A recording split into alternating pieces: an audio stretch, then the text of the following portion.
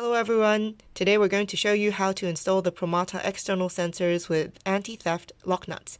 You only need to use these lock nuts if you're worried about your sensors being unscrewed or stolen. So let's do it. First, thread the lock nut through.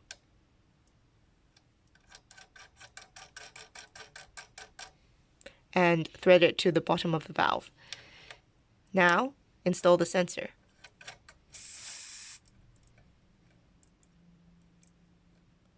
Once it's firmly installed, use the tool to tighten the lock nut against the sensor.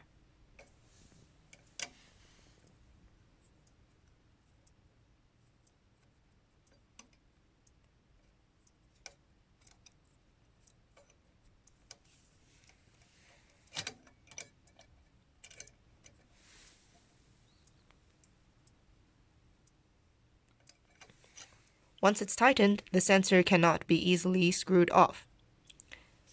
Now, to loosen the lock nut, use the tool again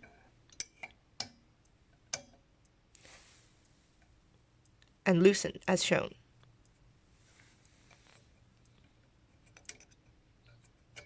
Thanks for watching.